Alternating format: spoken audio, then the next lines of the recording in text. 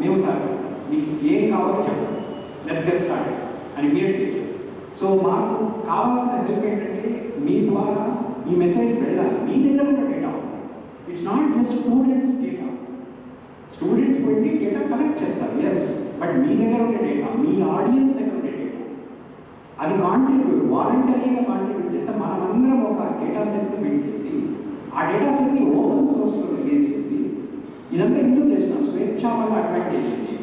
ఇది ఓపెన్ ఏ కాదు, ఈ మైక్రోసాఫ్ట్ కాదు తీసుకుని వాళ్ళు డబ్బులు చేసుకునే ప్రాసెస్లో లేదు. దేర్ ద ప్రాసెస్ వేర్ మనం ఏం తయారు చేసినా అది Commons back to the people వెళ్ళిపోవాలి. సో మీరు కూడా మీ డేటా ఏ డేటా ఉన్నా కూడా ప్లీజ్ మాకు ఏ విధంగా అయినా కాంట్రిబ్యూట్ చేయగలిగితే కాంట్రిబ్యూట్ చేయండి. బికాస్ ఆల్ ఆఫ్ దిస్ ఒక బిగ్ తెలుగు డేటా సెట్ ఒకటి తయారు చేసి ఇంకో 5-6 monthsలో తెలుగు ఎల్ఎల్ఎం కూడా తయారు చేసి చాట్ జీపీటీ చేసి మీరు దాన్ని క్వశ్చన్ అడిగి ఆన్సర్ వచ్చేటట్టు బిల్డ్ చేయడం మా రెస్పాన్సిబిలిటీ. సో టెక్నాలజికల్గా అది నేను ఆయన ఇచ్చిన హామీ అనమాట. మీరు నాకు డేటా సెట్ ఇవ్వండి, నేను మీకు తయారు చేసేస్తాను చాట్ జీపీటీ. ఆ హామీతోనే ఫస్ట్ మేము ఒక తెలుగు స్పీచ్ రికగ్నిషన్ సిస్టమ్ని తయారు చేస్తాం. అదేవిధంగా ఇది జస్ట్ 6 నెలల ముందు ఇంకో ఇదే విధంగా మాట్లాడి నాకు ఒక 1000 hours ఆఫ్ తెలుగు డేటా ఇవ్వండి, నేను మీకు ఒక ఆడియో డేటా ఇస్తాను. అది తయారు చేశాను ఆల్రెడీ. ఆయన మాకు 1000 hours ఇచ్చాడు, మేము వర్క్ చేసి మేము తయారు చేస్తాం. మీకు చూపిస్తాను కూడా ఆడియోని. అది licence correct open source licence ఏది వాడాలనేది ఐడెంటిఫై చేస్తున్నాం. ఐడెంటిఫై చేస్తే దాన్ని కూడా రిలీజ్ చేస్తాం. అదేవిధంగా నా చాట్ జీపీటీ ఫర్ తెలుగు కూడా రిలీజ్ అవుతుంది. ఈ డేటా సెట్ కలెక్షన్ కోసం మీ హెల్ప్ అంతా కదా. Thank you. అంటే చాట్ జీపీటీ అనగానే తెలుగులో చాట్ జీపీటీ కాదు, దానికి ప్రత్యామ్నాయం మన సొంత సొల్యూషన్. అది పూర్తిగా బాటంలో బిల్డ్ చేస్తాం. మన ప్రశ్నలు ఏమంటే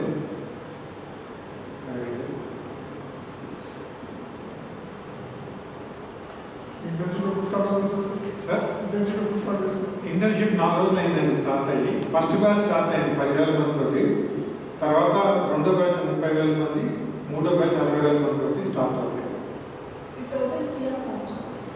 అంటే ఆన్బోర్డింగ్ ఫీజ్ అని చెప్పేసి ఒక 100 రూపీస్ ఛార్జ్ చేస్తున్నాము.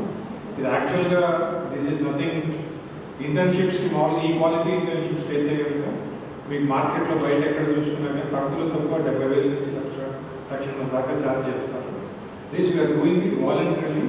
ఎందుకంటే విద్యార్థులు కూడా వాళ్ళు నేర్చుకున్నా కానీ వాళ్ళు కలెక్ట్ చేసిన డేటా సెట్స్ మొత్తం అంతా కూడా సమాజానికి మెయిల్ చేయడం కోసం ఉపయోగపడుతున్నాయి. కాబట్టి ఇక్కడ డెవలపర్స్ కూడా ఇప్పుడు IIITలో జవహర్ గారు ఉన్నారు, IIIT డైరెక్టర్.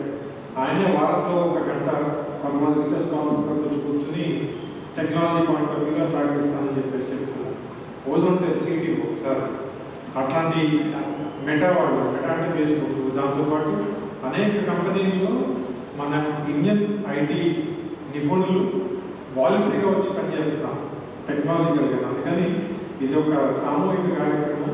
ఒక వికీపీడియా తయారు చేస్తున్నట్టుగా వికీపీడియా ఎట్లయితే ప్రపంచ ఎన్సైక్లోపీడియా అయిందో అట్లా తెలుగులో మన చాట్ జీపీటీ అనేటువంటిది కూడా మన చాట్ జీపీటీ ప్రత్యామ్నాయం తెలుగులో. దానికి పేరేంటి అనేది సూచించండి.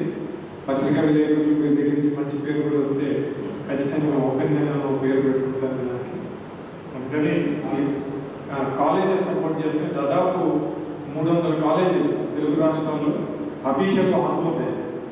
వాళ్ళు మా విద్యార్థులందరినీ మేము చేయమని చెప్తామని చెప్పేసి ఫ్యాకల్టీ మెంబర్స్ పార్టిసిపేట్ చేస్తున్నారు. ఇప్పుడు మీరు చూస్తే కనుక ఇక్కడ కోఆర్డినేటర్స్ వీళ్ళందరూ ఆ టీమ్స్ అందరితో కోఆర్డినేట్ చేస్తూ వర్క్ చేస్తూ ఉన్నారు. మీరు ఏ ఐడియాస్కి వచ్చి ఉంటే కనుక మీరు చూసుంటారు. ఒక రైతు మీరు చూసుకుంటారు, ఒక రైతు పంప్ సెట్ ఆన్ అవ్వమంటే పంప్ సెట్ ఆన్ అయింది, ఆగిపోమంటే ఆగిపోయింది. నారాయణపేట నుంచి వచ్చారు, వాడు తెలుగు అర్థం చేసుకుంటుందో లేదనుకుని కొంచెం టెన్షన్ పడ్డాక టెస్ట్ తీసుకుని చేస్తాం, సక్సెస్ఫుల్గా పనిచేస్తాం.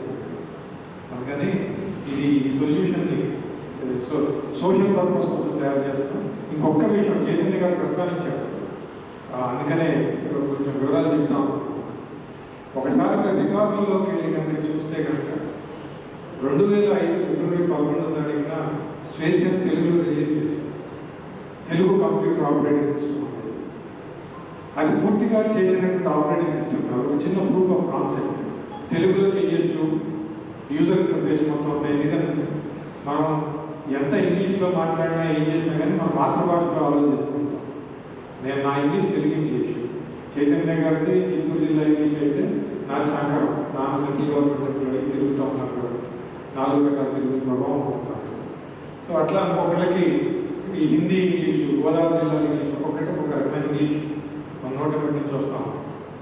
మాతృభాషలో ఆలోచిస్తూ ఉంటాం కాబట్టి పిల్లలు కానీ ఎవరైనా కానీ చదువుకోవాలంటే కంప్యూటర్ బ్రహ్మ పదార్థం అనేటువంటి పరిస్థితుల్లో 20 ఏళ్ల క్రితం మనం స్టార్ట్ చేసినప్పుడు తెలుగులో చేయడం అసాధ్యం అన్నారు. తెలుగులో ఎందుకు చేస్తున్నారని కూడా చెప్పారు, ప్రశ్నించారు. తెలుగులో రిలీజ్ చేసిన తర్వాత మేము అడిగింది వాలంటీర్లు రమ్మని అడిగినాం. 1000 మంది వాలంటీర్లు వచ్చారు. దాని సెకండ్ వర్షన్ రిలీజ్ చేసే లోపు వచ్చిన చేంజ్ ఏంటంటే 2005 ఆగస్టు 19వ తారీఖున మన్మోహన్ సింగ్ గారు మెదక్లో సంగారెడ్డిలో సభ మాట్లాడారు.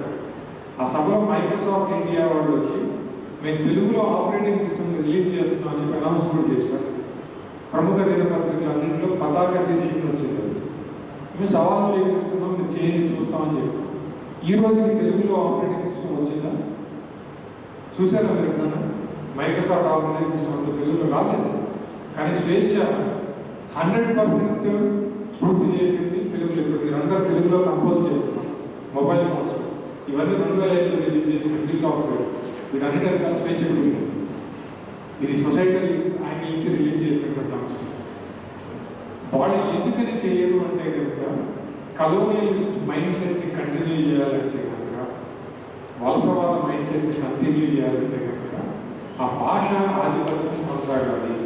మనం చెప్తుంది ఏంటంటే నువ్వు బతుకు మేము బతుకుతాం, మా భాష మా సంస్కృతి బ్రతుకుతుంది.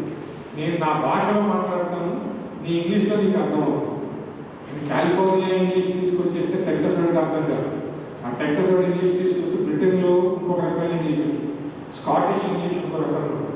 వాళ్ళకు 4 రకాల మాండలికాలు, 100 రకాల మాండలికాలు ఉన్నాయి. అందుకని మన భాష కూడా బ్రతకాలి. కానీ ప్రాబ్లం ఉంది, ఛాలెంజ్. నేను ఇది ఎట్లా మాట్లాడాలి? ఈరోజు టెక్నాలజీ అందుబాటులో నేను నా భాషలో మాట్లాడతాను, నువ్వు నీ భాషలో మాట్లాడు. నా భాషలో నాకు అంత ఏర్పడుతుంది, నేను మాట్లాడింది నీ భాషలో ఉంటుంది. అందుకని మన భాషలు బ్రతకాలి. 3500 చరిత్ర కలిగినటువంటి మన భాష సంస్కృతి విలువడానికి టెక్నాలజీ అనేటువంటిది దానికి ప్రాతిపదిక అవ్వాలి. అంటే టెక్నాలజీ నెపంతో ఆధునిక టెక్నాలజీ పేరుతోటి మన భాషల్ని వీటిని సమూలంగా నాశనం చేసే పరిస్థితిని అంగీకరించకుండా ఒక రకంగా ఇది మేధోపరమైన ప్రతిఘటన